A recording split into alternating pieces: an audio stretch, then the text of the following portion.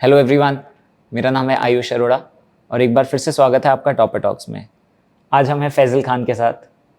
फैज़ल ने UGC net 2022 में 99.04 percentile score करके अपना जेआरएफ भी क्लियर किया है। Congratulations Faisal. Thank you sir. Faisal, मैं थोड़ा सा पहले आपके बारे में जानना चाहूँगा, आपकी स्टोरी कि आपने कैसे प्लान किया कि आपको यूजीसी नेट का एग्ज़ाम देना है, प्रोफेसर बनना है, और आपकी एजुकेशनल क्वालिफिकेशन कहाँ से है? जी सर, जैसे कि सर मैं उत्तर प्रदेश के डिस्ट्रिक्ट फिरोजाबाद से हूँ। मैंने अच्छा। अपने ग्रामीण क्षेत्र जसराने में ही बीए की परीक्षा पास की और बीए के दौरान फाइनल ईयर में था, तब मैंने सोचा कि मुझे यूजीसी नेट का एग्ज़ाम क्वालिफाई करना है, क्योंकि मैं सोचता था कि मुझे प्रोफेसर बनना है। अच्छा। तो मैंने उसी टाइम में मैंने अच्छे से तैयारी करी एकदम। तो जब मैंने एमए फर्स्ट ईयर में एडमिशन लिया, उसी समय मैंने फॉर्म अप्लाई किया यूजीसी नेट का। अच्छा। और मेरा फर्स्ट अटेम्प्ट में यूजीसी नेट एकदम क्लियर हो गया था। अच्छा। हाँ, 2020-21 में। अच्छा। हाँ, तो उसके आपका बीए में कौन सा था आपका? जी सर, ये मैंने 2022 में मैंने एमए फाइनल किया अच्छा, कौन से सब्जेक्ट में? हिस्ट्री में। अच्छा। जी सर। और एमए भी हिस्ट्री में ही किया जी फिर सर, आपने? मैंने हिस्ट्री में किया था। ठीक है। तो 2021 में आप बोल रहे हो आपने यूजीसी नेट क्लियर कर नेट दिया क्लियर था? किया था। जी सर। ठीक है। उसके बाद सर मैंने 2022 में जो 21-22 में जो पेपर हुआ, उसमें हम्म। मैंने यूजीसी नेट जेआरएफ का एकदम क्वालिफाइड किया, जैसे कि अच्छा। आपने बताया अभी। अच्छा, तो सेकंड अटेम्प्ट में आपने फिर जेआरएफ भी क्लियर कर दिया? जी सर। नहीं, काफ़ी इंटरेस्टिंग। तो आपने बीए के दौरान ही प्रिपरेशन स्टार्ट कर दी थी? जी सर। हाँ, तो इसमें टाइम थोड़ा कम मिलता है, हाँ मतलब जी। एमए करेंगे फिर लंबा समय हो जाता है एक। हम्म, तो इसलिए हमें बीए के दौरान ही तैयारी करना चाहिए इसकी। अच्छा, तो आप कहाँ से तैयारी करते थे, कैसे पढ़ते थे? मैं ज़्यादा सेल्फ स्टडी कर रहा था और टेक्स्ट बुक के माध्यम से मैंने टेस्ट पेपर लगाए, जिससे मेरी अच्छा। प्रैक्टिस काफ़ी अच्छी हो गई और मैं अच्छा। बहुत ज़्यादा बेनिफिट हुआ। जिन चीज़ों में मेरी कमी थी, मुझे लगता था ये मेरे टॉपिक कमज़ोर हैं, बहुत ज़्यादा वीकनेस है वहाँ पर, तो मैंने उन चीज़ों को पकड़ा और उसके माध्यम से मैंने उसे सुधार किया। अच्छा, तो कोई पर्टिकुलर किताबें जो आपने रेफ़र करी हों या कोई पर्टिकुलर चैनल यूट्यूब पे जहाँ से आप पढ़ते थे? जी सर, मैंने देखा जाए तो मैंने प्राचीन भारत के लिए रामचरण शर्मा की बुक पढ़ी थी। अच्छा। उसके अलावा मैंने मध्य भारत की एलपी शर्मा की और आधुनिक भारत की स्पेक्ट्रम की बुक पढ़ी। अच्छा। और एक दृष्टि आईएएस पीसीसी क्विज बुक आती है, हाँ, हाँ। तो उसे मैंने 2-3 बार पढ़ा। इन्हीं बुकों को मैंने बार-बार रिवीजन किया और जैसे कि मैंने आपको बताया सर, आपके टेस्ट लगाए और आपकी कुछ क्लासेस थी जो मैंने देखी उसमें। और मोस्टली फर्स्ट पेपर के लिए बहुत ज़्यादा इंपॉर्टेंट हो जाता है, क्योंकि हम लोग क्या करते हैं, फर्स्ट पेपर पर फोकस नहीं करते हैं। जब तक फर्स्ट पेपर फोकस नहीं करोगे तो नंबर बढ़ाना संभव नहीं है इतनी आसानी से। इसलिए दोनों चीज़ें इम्पोर्टेंट हैं, इसलिए मैंने दोनों चीज़ों पर ध्यान दिया। अच्छा, तो जब आप तैयारी कर रहे थे, आप दोनों पेपर पे इक्वल ध्यान देते थे? जी सर। कि हाँ। क्योंकि कभी-कभी मैं जब टेक्स्ट बुक की मैं टेस्ट सीरीज़ लगाता था, तो मैं फर्स्ट पेपर में फेल हो जाता था। अच्छा। हाँ, कभी मेरे 16, अच्छा। कभी 17, कभी 18 हाँ, क्वेश्चन हाँ। रह जाते थे। तो मैं बहुत ज़्यादा टेंशन रहती थी कि मेरा होगा भी या नहीं होगा। तो फिर धीरे-धीरे मैंने उसमें सुधार किया और फिर मेरे अंदर स्कोर मेरा अच्छा बनने लगा। 29, 30 भी 31 भी मेरा स्कोर करा अच्छा। अच्छा। इसमें। तो आपने जब तैयारी करते थे, आप तो साथ में आप पढ़ भी रहे थे, तो आपका नॉर्मल एक दिन के, और आप बता रहे थे कि आप साथ में काम भी करते थे? जी सर, मैं जैसे कि आपको बताया, मैंने सिलाई का काम करता था, मैं कपड़े अच्छा। सीता था। एक अरे! ही मैं पूरे टेलर काम कर लेता हूँ। जैसे अच्छा। कि कुर्ते पैजामे बनाना, सेट पैंट बनाना और इसके अलावा कटिंग भी कर लेता हूँ, मैं पूरा अच्छा। मास्टर काम कर लेता हूँ। तो मैंने जब ये काम करता था तो मैं टाइम थोड़ा कम रहता था मेरे पास। जैसे कि कॉलेज से आने के बाद मैं काम करता था 3-4 घंटे, फिर उसके बाद मैं नाइट में टाइम निकाल के अपने 7 बजे पढ़ने बैठता था, लगभग 12-1 बजे तक मैं पढ़ते रहता था। फिर उसके बाद फिर मतलब पूरा शेड्यूल बिज़ी जाता था। नहीं, ये बहुत बहुत इंस्पायरिंग है कि आप कॉलेज जाते थे, फिर आप आके टेलरिंग का काम करते थे और वो भी आपने सीखा पहले साथ में। हाँ जी सर, क्योंकि मेरे घर की ना आर्थिक स्थिति बहुत ज़्यादा खराब थी, ज़्यादा अच्छी नहीं थी, क्योंकि मेरे पापा फेरी लगाते हैं ग्रामीण अच्छा। क्षेत्र में जाके। पर उन्होंने कभी प्रेशर नहीं डाला मेरे ऊपर कि मुझे मतलब काम करना है केवल। लेकिन उन्होंने हमेशा कहा, कोई बात नहीं, हम कर रहे हैं, जितना तुम पारो उतना करो। आप अच्छा। पढ़ाई पर ध्यान दो, जो आपका टारगेट है वो बनाओ। हम तो जो कर रहे हैं हमारा तो हो ही गया, आप करो अपनी तरफ से। बहुत लकी हैं आप कि आपके इतने अच्छे पेरेंट्स हैं, और वो बहुत लकी हैं कि उनका इतना अच्छा बेटा है कि जिसने लग के पढ़ाई करी और जो वो चाहता था वो अचीव कर लिया। जी सर, मैं इस बात की खुशी है, मेरे पापा को भी बहुत खुशी है कि मैंने ये एकदम क्वालिफाइड किया। नहीं, बहुत अच्छी बात है। अच्छा, तो उसके बाद आप शाम को 7 बजे पढ़ाई करने बैठते थे, तो आपने जैसे अब यूजीसी नेट में सबसे बड़ी प्रॉब्लम, ज़्यादातर लोग स्टार्ट भी नहीं करते हैं इस वजह से कि अरे बहुत ज़्यादा सिलेबस है, 10 यूनिट फर्स्ट पेपर में, 10 यूनिट सेकंड पेपर में। तो आपने कुछ स्ट्रैटेजी बनाई कि मैं पहले ये पढ़ूंगा फिर मैं ये पढ़ूंगा? जी सर, मेरा टाइम थी, मैंने सोचा था फर्स्ट पेपर को मैं सिर्फ 2 घंटे दूँगा, इससे ज़्यादा टाइम नहीं दूँगा चाहे कुछ भी हो जाए। अच्छा। हाँ, 2 घंटे से कम ही देता था लगभग, हाँ जी। कभी 1.5 घंटा, कभी 2 घंटे, वो चल जाता था हाँ। जैसा टाइम होता था। और मैंने सोचा था फर्स्ट पेपर, वो सेकंड पेपर जो होता है हिस्ट्री का, हुँ। उसमें मैंने सोचा था कम से कम 4 घंटे तो उसमें देना ही देना है मुझे। अच्छा, आप मतलब रोज़ 6 घंटे पढ़ते थे आप? हाँ, 6 घंटे का मेरा एवरेज था। अच्छा। हाँ, 6 घंटे में तैयारी करनी लगभग। हुँ। फिर उसके बाद जब मैं अच्छी तरीके से तैयार हो गया, तो फिर मैंने टेक्स्ट बुक लगाई। टेक्स्ट बुक की मैंने पेपर काफ़ी मेरे लिए हेल्पफुल रही। मैंने बताया था इसकी फर्स्ट पेपर और सेकंड पेपर दोनों में मेरा स्कोर अच्छा होने लगा। हुँ। धीरे तो मेरे अंदर कॉन्फिडेंट भी आने लगा कि हाँ, मैं कर लूँगा। हाँ। जब मेरे फर्स्ट पेपर में लगभग कभी 21 पे पहुँच जाता था, कभी 22 पे पहुँच जाता था, कभी फेल भी हो हाँ। जाता था, तो मुझे लगता था जब फेल हो जाता हूँ, कभी पास भी हो जाता हूँ, तो मैं पास हो सकता हूँ। मुझे राइट। ऐसा लगा। और जैसे कि मेरा सेकंड पेपर था हिस्ट्री का, तो हिस्ट्री पेपर में शुरू-शुरू में तो मेरे 35, 35, 36 ऐसे क्वेश्चन सही होते थे। अच्छा। तो फिर धीरे स्कोर होते गया, बढ़ते गए क्वेश्चन, धीरे हुँ। इम्प्रूव होते गया। जो चीज़ मैंने ज़्यादा बुकों को नहीं पढ़ा, जो मैंने बुकें बताई हैं आपको, उसी हुँ। को बुकों को मैंने बार-बार रिवीजन किया। अच्छा। और इसके साथ-साथ मैंने मतलब प्रैक्टिस ज़्यादा करी। अच्छा, प्रैक्टिस ज़्यादा करी। हाँ, तो लेकिन मतलब अल्टीमेटली वही होता है कि स्टार्ट कहाँ से करें? तो सर स्टार्ट तो यही है, शुरू से करना चाहिए। जैसे कि अगर कोई भी व्यक्ति है, न्यू बिल्कुल कैंडिडेट है, उसे कुछ भी नहीं आता, तो हाँ। कोई भी सब्जेक्ट हो, उसका हिस्ट्री है, तो मुझे लगता है उसे एनसीईआरटी की बुक पढ़ लेनी चाहिए अच्छे से। एक बार अच्छा। सिर्फ रीडिंग करना चाहिए, हाँ। उसे रटने की कोई आवश्यकता नहीं है, मुझे जहाँ तक लगता है। अच्छा। क्योंकि क्यों रटो उसे? क्योंकि हमारे पास फिर उसके अलावा जो अच्छी बुकें हैं, तो उन बुकों को हमें बार-बार पढ़ना चाहिए, बस उसी पे हम मतलब निशान हुँ। लगाएँ अपने, और उन्हीं को हम नोट्स बनाएँ और याद करते रहें। और मुझे अच्छा। जहाँ तक लगता है कि अगर अकेले सेल्फ स्टडी करते, तो एक सफ़र जो हमारा वो लंबा हो जाता बहुत ज़्यादा। हाँ। तो इसलिए मुझे लगता है कहीं न कहीं आपको कोचिंग इंस्टीट्यूट है, या फिर ऑनलाइन प्लेटफ़ॉर्म इतने बहुत सारे हैं, इसी की तरह आपका टेक्स्ट बुक है, बहुत हुँ। अच्छा है, मैंने भी यूज़ किया था, तो ये यूज़ कर सकते हैं। अच्छा। क्योंकि जर्नी आसान होना मतलब एक लंबा समय हमें क्यों दें हुँ। चीज़ के लिए, क्योंकि हुँ। हमें कम टाइम में चीज़ें करनी है, क्योंकि हुँ। हमारे पास इतना समय नहीं होता। अच्छा। इसलिए मुझे ऐसा लगता है कि कुछ न कुछ जॉइन करना चाहिए। हुँ। तो आप मतलब जब प्रिपरेशन कर रहे थे तो आप दोनों में ये 2 घंटे देते थे फर्स्ट पेपर की तैयारी को, 4 घंटे देते थे सेकंड पेपर की तैयारी को, और ऐसा आपने कितने महीने तक किया? लगभग मैंने सर 1 साल 4 महीने के आस-पास किया। अच्छा, तो तकरीबन 16 महीने तक हाँ। आपने लग के रोज़ 6 घंटे पढ़ाई करी हाँ, थी। यही मैंने तैयारी रखी अरे थी वाह! स्ट्रेटजी पूरी बना के अपनी। और फिर उसके बाद ये पेपर आ गया, पेपर जब आने वाला था फर्स्ट टाइम में भी, तो हुँ। मैंने टाइम और बढ़ा दिया था फिर।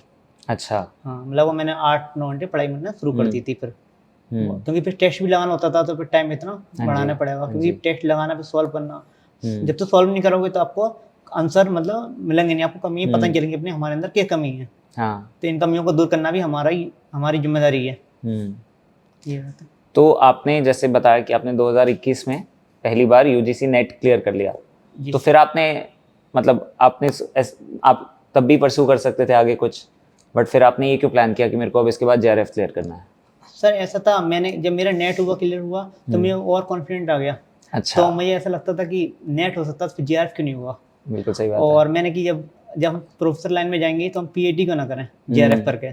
तो इसलिए हुँ। मैंने जेआरएफ के लिए तैयारी करी। अच्छा, और एमए का भी दूसरा साल हाँ, था तो एमए का टाइम भी भी था। फाइनल ईयर था, और इसी कारण कुछ एमए में मेरी परसेंटेज ना थोड़ी अच्छी नहीं बन पाई। अच्छा। 57% मेरी बनी है एमए में। अच्छा, हाँ, क्योंकि जबकि आपका ध्यान इधर था। इधर था, और बाकी बच्चों की मतलब 60 से ऊपर परसेंट बनी है। और अच्छा। जिनकी 60 ऊपर बनी है ना, किसी की 65 है, किसी की हाँ। 66 है, तो उन लोग का मतलब कुछ एकदम निकला भी नहीं। हुँ। तो क्योंकि उन लोगों ने सिर्फ उधर ध्यान दिया था, और मैंने इधर ध्यान दिया था, बस हुँ। अंतर ये आ गया था कहीं न कहीं। इस थोड़ा फ़र्क पड़ा। हाँ, नहीं फ़ोकस से ही फ़र्क पड़ता हाँ। है। और जब आपने टेक्स्ट बुक की सबसे एक तो पहले आपको टेक्स्ट बुक के बारे में पता कैसे चला? टेक्स्ट बुक के बारे में मेरा फ्रेंड है हाँ। बबलू अली, उसने टेक्स्ट बुक के लिए एक सब्सक्रिप्शन लिया था लेखपाल का एग्ज़ाम देने के लिए यूपी का। अच्छा, हाँ, अच्छा, और उससे पहले भी मतलब यूपी पुलिस के एग्ज़ाम के लिए अच्छा। उन्होंने लिया था। और यूपीएसआई का भी एसआई का जो लगाया ना, टेक्स्ट बुक्स ही लगाए थे उन्होंने। हुँ। और वो यूपीएसआई में भी उन्होंने अच्छे स्कोर करा था बहुत।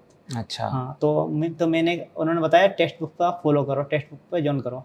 तो मैंने जब टेक्स्ट बुक जॉइन करा, तो मेरे नंबर काफ़ी अच्छे मतलब थोड़े कम आ रहे थे, कभी हाँ। डिमोटिवेट हो रहा था। फिर उससे मैंने बताया ये समस्या आ रही है मेरे साथ। हाँ। तो नहीं, कोई बात नहीं, क्वेश्चन लगाओ। तो फिर मैं क्वेश्चन हाँ। लगाते गया, तो समस्या ये सॉल्व होती गई। एक और क्वेश्चन जो मतलब मैं जानना चाहूँगा, और हमारे बच्चे भी काफ़ी जानना चाहते हैं, स्टूडेंट्स, कि मॉक आपने देने स्टार्ट किया, आप बोल रहे हो मॉक ने हेल्प किया, जी लेकिन सर। आपकी मॉक देने की स्ट्रैटेजी क्या थी? सर, जैसे कि मैंने आपको बताया था, मैंने मॉक दिए थे, और उसके लिए मैंने स्ट्रेटजी ये बनाई थी कि मैं जो भी टॉपिक पढ़ता था, जैसे कि हुँ। मैंने हड़प्पा सभ्यता पढ़ा, हुँ। या महाजनपद काल पढ़ा, तो मैं करता था जो भी टॉपिक पढ़ता था, तो उसके साथ-साथ उसका टेस्ट लगाता था मैं। अच्छा। जिससे कि लंबे समय तक ध्यान रहता है और हमें पता चलता है कि हमारी कमी क्या है। अगर हम पढ़ते रहेंगे चीज़ों को और फिर सब पूरा सिलेबस कवर कर लेंगे, फिर उसके बाद हम टेस्ट देंगे तो हमारे नंबर कम रह जाते हैं कहीं न कहीं, और जहाँ हम डिमोटिवेट होते हैं। तो मैं इसलिए मैंने क्या करा, जो भी टॉपिक पढ़ता था उसका मॉक लगाता था और फिर उसका मैं सॉल्यूशन पूरा देखता था अच्छे से। अच्छा। हाँ, जैसे कि अपनी छोटी-छोटी बारीक कमी होती हैं उसको पता करना बहुत ज़रूरी होता है। क्योंकि कहीं न कहीं मुझे लगता है बारीकी जो होती हैं वो हम लोग देखते नहीं हैं। जो देखते नहीं हैं उससे हमारा सिलेक्शन नहीं हो पाता। फिर उसके बाद अच्छा। मैंने फुल मॉक टेस्ट लगाए। तो मतलब पहले आप सब्जेक्ट खत्म करते थे, उसके बाद साथ के साथ उसका मॉक जी, दिया, टॉपिक बाय रिवाइज किया, टॉपिक मैं टॉपिक खत्म। मॉक। अच्छा, लेकिन 18 महीने की तैयारी में ऐसा नहीं हुआ कि जो स्टार्टिंग में पढ़ा था वो तो भूल गया? नहीं होता सर, सबके साथ होता है, ये हाँ। नेचुरल है कि हाँ, मतलब जो वही सबके जो साथ होता पढ़ते हैं भूल जाते हैं। हाँ तो जी। पहली बार पढ़ा था तो भूल गए, 2 बार हाँ। पढ़ा थोड़ा कुछ याद रहा, तीसरी बार में अच्छा। और याद रह गया, फिर चौथी बार पढ़ा तो बहुत अच्छे से याद हो गया। तो ये चीज़ अच्छा, होती है। तो सेम बुक्स की रिवीजन हाँ, करने का ये सेम बुक का फायदा हुआ। रिवीजन करना बार-बार और मॉक देना ज़्यादा से ज़्यादा। हम्म। मोस्ट इम्पोर्टेंट मॉक ही है इसमें, जहाँ तक मुझे लगता है। अच्छा, तो और फिर जब आपने जब आपने फुल टेस्ट देने स्टार्ट किए तो पहले पेपर 1 के देते थे सिर्फ? जी सर, हाँ, तो पहले मैंने पेपर 1 के दिए। अच्छा। हाँ, उसमें मेरे नंबर कुछ कम आ जाते थे, कभी 16 भी आते थे, कभी 14 भी आते थे, कभी 18 भी रहे। तो इस तरीके से मैं थोड़ा डिमोटिवेट होता था कि मेरे नंबर कम क्यों आ रहे हैं, मेरे क्वेश्चन बहुत कम हो रहे हैं सही। तो फिर उसके बाद मैंने क्या किया, फिर मैंने उसे बार-बार पढ़ा, वीडियो देखे, टेक्स्ट बुक से मैंने टीचिंग एप्टीट्यूड है, रिसर्च वाले ये मैंने वीडियो देखे और उसके माध्यम से मेरा थोड़ा इम्प्रूव हुआ। अच्छा। तो फिर इस तरीके से मैंने क्या करा, फिर मेरे नंबर बढ़ने लगे, 21 हो गए, 22 भी आने लगे किसी में फेल भी हो जाता था उस टाइम पे भी। तो फिर मैंने कहा, तो ऐसे कब चला, फिर मैंने पूरे जितने यूनिट थी, सब हाँ। यूनिट को मैंने टेक्स्ट बुक के माध्यम से पूरी तरीके से मैंने पढ़ लिया, अच्छा। वीडियो देख के, और मैंने बाकी रिवीजन कर लिए नोट्स से। फिर मेरे अब मार्क्स 25, 25, 28 के आसपास आने लगे। कभी-कभी मेरे 31, 30, 32 ऐसे मार्क्स, मतलब अच्छा। क्वेश्चन सही होने लगे। तो मुझे काफ़ी अच्छा लगने लगा। तो फिर मैंने कॉन्फिडेंट भी आया, हाँ, अब मेरा हो जाएगा हाँ, ये। तो लेकिन जैसे 10 यूनिट होते हैं तो कुछ मतलब सबके 10 यूनिट स्ट्रांग नहीं होते। जी सर, ये तो बात सही। आपका क्या, मतलब आपको लगता है आपका कुछ स्ट्रांग था, कुछ वीक था, क्या सर था वो? मेरा मेन चीज़ वीक ये था कि मैंने डीआई थोड़ा मेरा वीक था। अच्छा। अच्छा। डीआई पे हालाँकि मैंने काफ़ी मेहनत करी थी, लेकिन डीआई इस बार भी मेरा छूट गया था। मतलब मैं हाँ। तुक्का ही मार रहा था, मुझे याद नहीं रहा था। तो मैंने सोचा क्यों ना डीआई की जगह और चीज़ें लगाई जाएँ, तो उससे अच्छा। ज़्यादा ध्यान दिया मैंने। अच्छा। और मेरा इसकी एनवायरनमेंट मैंने पढ़ा था, तो एनवायरनमेंट मेरा काफ़ी मजबूत हो गया था। और बाकी का जैसे टीचिंग एप्टीट्यूड है, रिसर्च वाले क्वेश्चन आते हैं, तो वो काफ़ी अच्छे हो गए थे, तैयारी कर ली थी मैंने उसकी। और अच्छा। सभी एवरेज था लगभग, ये मान सकते हैं, और थोड़ा डीआई थोड़ा वीक था, वही है। हाँ, तो फिर मतलब ये भी पता होना चाहिए कि क्या छोड़ना है जब हाँ। इतना सारा सिलेबस हो हाँ, तो। क्योंकि एक तरीके से टाइम मैनेज करना होता है एग्ज़ाम में। हाँ, और एग्जैक्टली। हम अगर एक ही क्वेश्चन में अगर हम टाइम पूरा लगा देंगे, तो हाँ। हम फिर फेल हो जाएँगे। तो हम, क्योंकि हम हाँ। क्वेश्चन अटेम्प्ट नहीं कर पाएँगे पूरे। और मेन चीज़ ये है, टेक्स्ट बुक पे या किसी पे भी टेस्ट सीरीज़ हम लगाते हैं, तो टेक्स्ट बुक पे मैं जब मैं टेस्ट सीरीज़ लगाता था, तो मुझे सबसे इम्पोर्टेंट, सबसे अच्छा तो ये लगा कि मैं टाइम मैनेज करना सीख गया। अच्छा। हाँ, और टाइम मैनेज नहीं कर पाओगे तो एग्ज़ाम बेकार है। कितना भी ज़्यादा आपको नॉलेज होए, अगर आप टाइम मैनेज नहीं कर पाओगे तो सारा बेकार है, सारा कुछ पढ़ूँगा आपका। तो इसी वजह से मुझे कहीं न कहीं लगता है टाइम मैनेज करना बहुत ज़रूरी है। तो अगर टाइम मैनेज के पॉइंट पे आए तो आपकी एग्जाम अटेम्प्ट करने की क्या स्ट्रैटेजी थी जो आपने फाइनल डे पे यूज करी, और वो कैसे डेवलप करी आपने? मैं पहले करता था, पहले मैं 1 घंटा समय मिलता है जो हाँ फर्स्ट जी। पेपर के लिए, हाँ। तो मैं 1 घंटे में करता था, मेरे क्वेश्चन नहीं हो पाते थे। कभी अच्छा। 35, कभी 30 क्वेश्चन कर पाता था। अच्छा। हाँ, फिर मैंने धीरे-धीरे उसको इम्प्रूव किया, बढ़ाए मैंने, क्वेश्चन गलती क्यों हो रही है मुझे, तो मैंने उन चीज़ों को सुधारा, मैं कहाँ गलती कर रहा हूँ, कहाँ पर मैं समय ज़्यादा ले रहा हूँ। और सबसे अच्छी बात तो ये लगी मैं टेक्स्ट बुक में कि उसमें समय दिया होता है, कौन से क्वेश्चन में आप कितना समय ले रहे हैं। हाँ। सबसे ज़्यादा इम्पोर्टेंट तो यही था उसमें। तो समय के अकॉर्डिंग मैंने देखा कि समय इसमें ज़्यादा लग रहा है, तो मैं सोचा इस क्वेश्चन समय में कम ही देना है, चाहे कुछ भी हो जाए। हाँ। क्योंकि समय लग जाएगा, फिर समय बचेगा नहीं, मैं क्वेश्चन अटेम्प्ट नहीं कर पाऊँगा पूरे। तो मैंने फिर समय को ज़्यादा ध्यान देते हुए उस पे फिर मैंने काम किया। जैसे कि मेरे डीआई में बहुत टाइम लग रहा था, तो मैंने डीआई नहीं करूँगा, चाहे कुछ भी हो हाँ, जाए। डीआई में वैसे भी ना कैलकुलेट, हाँ। मतलब बहुत सब्जेक्ट्स में हाँ, क्या होता जैसे है देख के मैथ तो पता भाई, होता और है। मेरा आर्ट बैकग्राउंड था, तो मैं थोड़ा-सा हाँ। टाइम ज़्यादा लग जाता। तो मैंने कि क्यों ना नहीं, हम सबको डीआई ही को, लगता है क्योंकि देख के पता नहीं चलता ना ये आता है या नहीं आता। हाँ, तो मैं ये डीआई को मैं बाद मेहनत में करनी करूँगा, पड़ती है। सबसे बाद में करूँगा, चाहे कुछ भी हो जाए। तो मैं हाँ। डीआई को बाद में करता था। सबसे पहले मैं ऐसे क्वेश्चन करता था जिसमें मैं आसानी से कर सकता था, जैसे कि एनवायरनमेंट है, कंप्यूटर साइंस के क्वेश्चन होते हैं, और जो भी अच्छा। क्वेश्चन आते हैं वो मैं कर सकता था आसानी से। तो उसके बाद मैं सबसे लास्ट में पहले मैं रीजनिंग करता था, रीजनिंग के बाद मैथ, फिर डीआई। अच्छा। हर किसी की अपनी अपनी हाँ, रणनीति सबकी होती अपनी है, लर्निंग है, क्योंकि हाँ। ऐसा होता है किसी का कुछ पॉइंट मजबूत होता है, किसी का कोई सा पॉइंट मजबूत होता है। तो आपको जिसमें ज़्यादा कॉन्फिडेंस था वो आप पहले कर लेते हाँ, थे? वो पहले करते थे। अच्छा। और इस बार जब मैंने पेपर दे रहा था, तो मैं जब पेपर दे रहा था तो मैंने डीआई छोड़ दिया था। मैंने कि सबसे अच्छा। लास्ट में करूँगा। हाँ। क्योंकि मैं कॉन्फिडेंट नहीं था कि मैं कर लूँगा, हुँ। बहुत ज़्यादा लेंथी भी था वो। तो मैंने पहला पेपर पूरा कर दिया, मैंने 5 क्वेश्चन छोड़ दिए थे सिर्फ डीआई हुँ। के। उसके बाद मैंने सेकंड पेपर लगाया अपने हिस्ट्री का, वो हुँ। कंप्लीट किया। उसके बाद मैं डीआई पे आया, डीआई की फिर आ नहीं रही थी, मुझे 6 मिनट बची थी, ये तो होपलेस हो रहा था क्योंकि टाइम भी बहुत कम था। हुँ। मैं समझ में नहीं आ रहा मैं करूँ क्या? फिर मैंने मतलब उसमें मैंने तुक्का मार दी एक तरीके से। अच्छा। लेकिन उसमें से 1 क्वेश्चन सही हो गया था 5 में से। अच्छा। नहीं, सही है, मतलब आई थिंक बहुत इम्पोर्टेंट है एक पेपर के लिए स्ट्रैटेजी पहले से डेवलप करके जाना। जी सर, मुझे लगता है अगर कोई व्यक्ति स्ट्रेटजी नहीं बनाता, उसके लिए अच्छे से नहीं पढ़ता है, हुँ। तो कहीं न कहीं वो गलती कर रहा है। हुँ। मैंने ऐसे मेरे कुछ ऐसे फ्रेंड भी थे जो तैयारी कर रहे थे, काफ़ी लंबे टाइम से कर रहे हैं। 2014 से तैयारी कर रहे हैं। हुँ। एक एक तो वो बता रहे थे मुझे कि उनका नेट भी क्वालीफाई नहीं हुआ अभी तक। तो अच्छा। जब मेरा जेआरएफ हुआ तो उन्होंने पूछा, उन्हें पता चला मेरा जेआरएफ हुआ, तो उन्होंने मुझसे पूछा क्या कारण है, मतलब तुम्हारा जेआरएफ कैसे निकल गया? तो मैंने हाँ। यही बताया कि आप टेक्स्ट बुक की सबसे पहले टेस्ट सीरीज चुन कीजिए, जिससे कि हाँ। आपको प्रैक्टिस होगी तभी निकलेगा। आप कितना ही पढ़ लो नहीं निकल सकता। मैंने उन्हें यही बताया।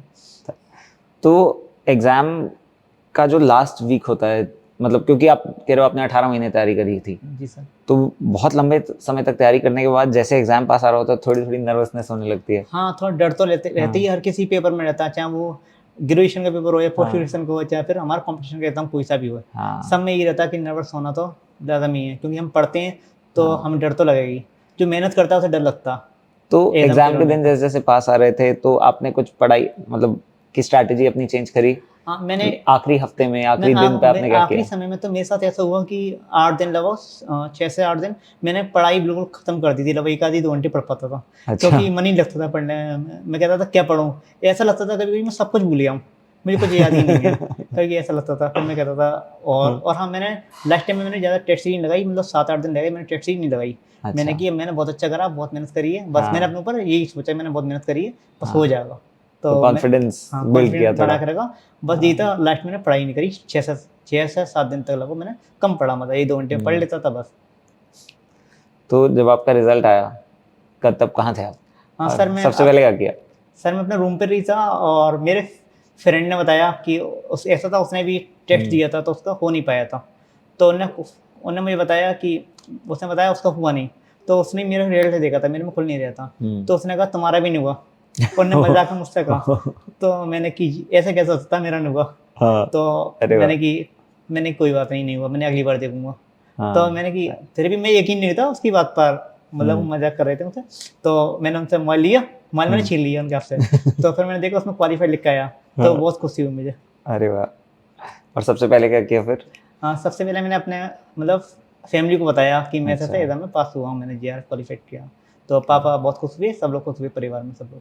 हाँ, फिर मम्मी-पापा ने सबको परिवार वालों को फ़ोन करके बताया? हाँ, मतलब हम लोग की एक ही घर है ना, जॉइंट हाँ। फैमिली है, मतलब अच्छा। चाचा, ताऊ सभी के घर में रहते हैं। अच्छा। तो पता चल गया, सबको बता दिया था कि ऐसा पास हुआ। पूरे मतलब मोहल्ले में पास हो गया, पता चल गया। और मतलब मैं अपने जसराना क्षेत्र में पहला ऐसा व्यक्ति हूँ जिसका जेआरएफ हुआ क्वालीफाइड। अरे वाह! हाँ, तो ये नहीं। काफ़ी उस पे चर्चा में रहा ये विषय कि मेरा जेआरएफ क्वालीफाइड हुआ। क्योंकि वहाँ पर क्या है, ग्रामीण क्षेत्र है, तो जेआरएफ नेट के बारे में कुछ जानते भी नहीं है कि क्या एग्ज़ाम होता है ये। हुँ। और ग्रामीण क्षेत्रों की यही प्रॉब्लम है कि वहाँ पर लोगों को पता नहीं होता कि हमें हुँ। भविष्य में करना क्या है, और हुँ। नेट जेआरएफ क्या होता है, इससे क्या होता है, ये हुँ। समस्या सबसे बड़ी है। तो मुझे भी कोई बताने वाला नहीं था, गाइड करने वाला नहीं था सही से। हुँ। लेकिन जब ये बात लोगों को पता चली तो सब लोग बहुत खुश हुए, जितने भी लोग थे। और ऊपर से कुछ न्यूज़पेपर में भी ये फ़ोटो निकलवा दी मेरी तो।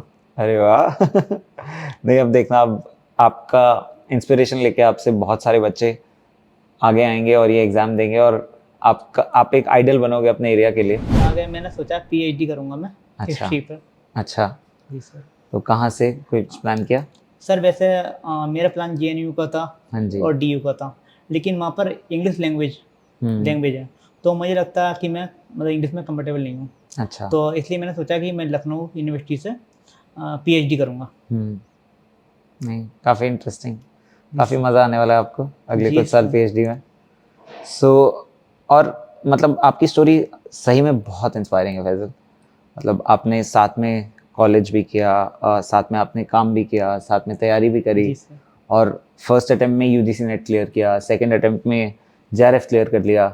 तो ऐसे बहुत से लोग हैं जो भी आपको देख रहे हैं जी सर। और आपसे इंस्पायर फील कर रहे हैं, लेकिन सबकी अपनी अलग अलग प्रॉब्लम्स होती हैं।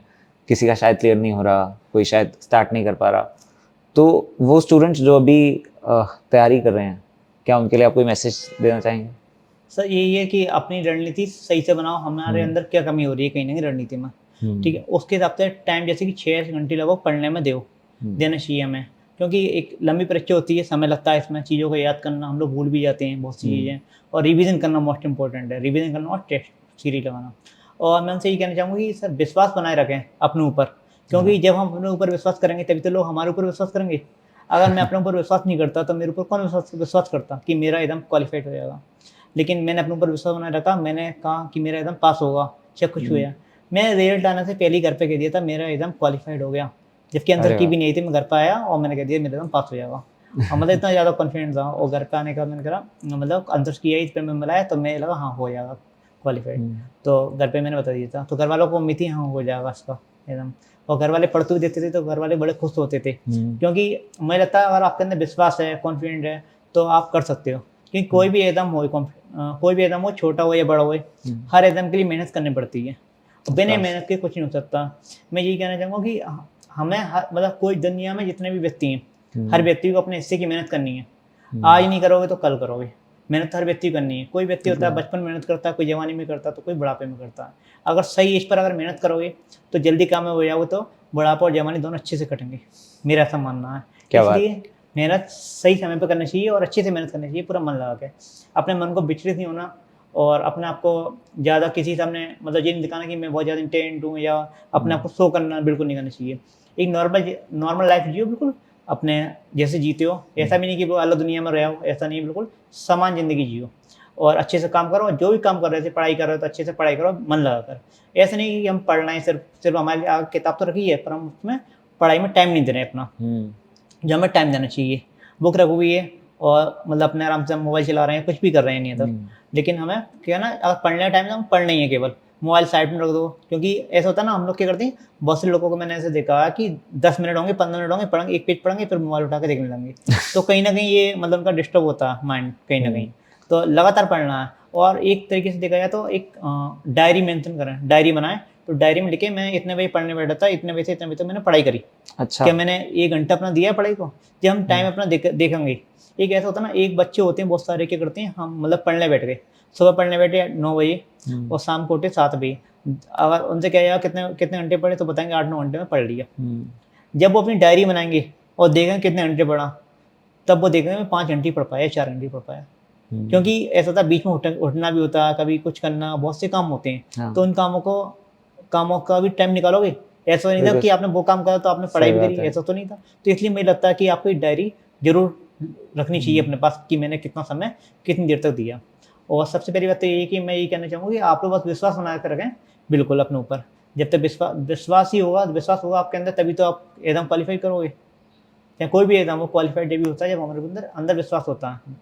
और निराश होने की आवश्यकता नहीं है। अगर नहीं भी निकला किसी कारण एग्जाम 1-2 क्वेश्चन से रह भी गया, तो निराश होने की आवश्यकता नहीं है। बस अपनी जो वीक पॉइंट हैं उन पॉइंटों को पहचानो, हमने कहाँ पर गलती करी है, हमने क्या छोड़ा था, क्या नहीं छोड़ा था, हमने क्या पढ़ा, हमें क्यों याद नहीं आया एग्जाम हॉल में, कि हमारा रिवीजन इतना अच्छा था जो हमें याद नहीं आया। बहुत से बच्चे ऐसे होते हैं, कहते हैं हमारा टेस्ट छूट गया था, हम पूरा नहीं कर पाए। तो पूरा क्यों नहीं कर पाए, इसके पीछे कारण क्या? तो उस कारण को देखो कि कारण क्या। तो जब तक हम कारण अपने पता कर लेंगे, जब हम समस्या पता है तो समाधान भी हमें खुद निकालने होंगे। जब हम समाधान निकाल लेंगे उन समस्याओं का, तो हमारा एकदम क्वालिफाइड हो जाएगा। आई थिंक बहुत सारे लोग आज आपसे फोकस, डिसिप्लिन, आत्मविश्वास, इन चीज़ों के बारे में बहुत कुछ सीखेंगे आपकी कहानी से। आपसे बात करके मुझे बहुत अच्छा लगा Faisal. Thanks a lot for being here with us today. Thank you sir, and all the best for future. Thank you sir.